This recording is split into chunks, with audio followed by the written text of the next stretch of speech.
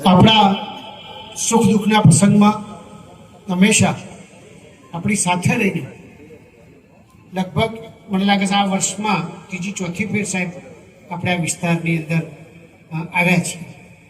તો એવા આપણા ગુજરાતના મુખ્યમંત્રી આદરણીય મુખ્યમંત્રી ભૂપેન્દ્રભાઈ પટેલ સાહેબ, આપણા અધ્યક્ષ સાહેબ, આદરણીય મંચ, ખાસ કરીને મારે 2-3 વાત એટલા માટે કરવી છે કે આપણા અધ્યક્ષ સાહેબ વિધાનસભા ચાલુ થવાની હતી, સાહેબને બંને જણા બેઠા હતા. અગમચેતી કેટલું રાખી શકાય એનો હું સાક્ષી છું. અને બંને અમારા સિનિયર આગેવાનશ્રીઓએ કીધું કે તમારે બનાસકાંઠા આવો વરસાદ પડવાનો છે, આવી સ્થિતિ થવાની છે અને તમારે એ બાબતે બધાએ સજાગ થઈને આપણે કામ કરવું પડશે. આફત આવે પણ એના અવસરમાં કેવી રીતે બદલી શકાય એનું કામ કરવું પડશે.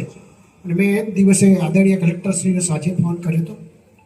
મારે કાંઈ લાંબી વાત નથી કરવી, માત્ર એટલી જ કહેવી છે કે શંકરભાઈ સાહેબ વિધાનસભામાં જવાબદારી પોતાની હોવા છતાં એમ કહી શકાય કે બધું છોડીને તો અને બે વિધાનસભામાં મને લાગે છે સવારે આવી જાય, રાત્રે પાછા આવી જાય, વરી થાય એમ કરીને સરસ વ્યવસ્થા અને જે એમને ગણાયું એ બધું જ કામ અમને જોડે રાખીને કર્યું છે. આપણે એમને ખૂબ ખૂબ અભિનંદન આપીએ. જોડે જોડે અમારા ગુજરાતના મુખ્યમંત્રી શ્રી આજે બપોરે અહીં આવ્યા. એના પહેલાં આપણને કદાચ ખ્યાલ હશે જ કે માત્ર ગુજરાતમાં જે આફત આવે એને આપણે કામ કરીએ એવું નહીં, પણ પંજાબમાં જે આફત આવી છે એના પડખે પણ ગુજરાત સરકાર ઊભી રહી. ઝારખંડમાં પણ જે આફત આવી છે એમાં પણ ઊભી રહી અને આપણે ગુજરાતના સરકારના બધા ભેગા થઈને તમે જોયું છે કે આખી ટ્રેન અહીંથી આપણે આજ સવારે સાહેબે 3 જુદા જુદા કાર્યક્રમો કરીને મોકલી છે. આજે 2 વાગે આવ્યા પછી સાહેબે જેમ કીધું એમ અહીં રોકાવા પાછળનો સૌથી મોટો હેતુ એ છે સાહેબનો કે આ વિસ્તારની અંદર છેક રાત્રે 9 વાગ્યા 9:30 વાગ્યા સુધી કામ કરી શકાય, પણ એક મેસેજ પણ જાય કે આટલા અધિકારીશ્રીઓની ટીમ અંબાજી પછી પણ સખત આ વિસ્તારની અંદર ઘેર જઈને આટલું બધું કામ કરે છે. એમને આપણે ખૂબ દિલથી બિરદાવીએ. હું તો તમને કહું છું કે બધા અધિકારીઓને આપણે બિરદાવીએ અને એમને પ્રોત્સાહન પૂરું પાડી શકાય એના માટે આદરણીય મુખ્યમંત્રીશ્રીએ આજે નાઇટ રોકાઈને કાલે પણ આખું કામ કરીને ખરેખર જવાના છે.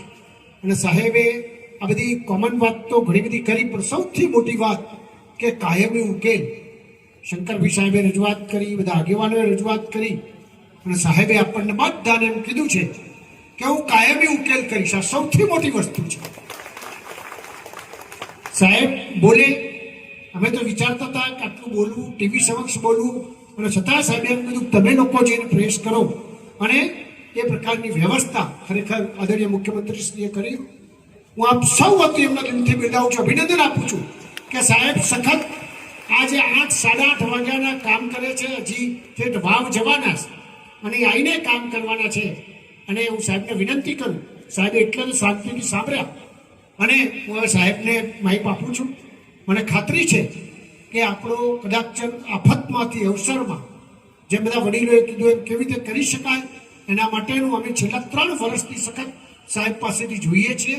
અને હંમેશા ભગવાનને સાથે રાખીને, એમને શ્રદ્ધા ભગવાન પર બહુ જ, ભગવાનને શ્રદ્ધા રાખીને ચોક્કસપણે આપણું કામ થશે એની ખાતરી સાથે હું આદરણીય મુખ્યમંત્રીશ્રીને આપું છું.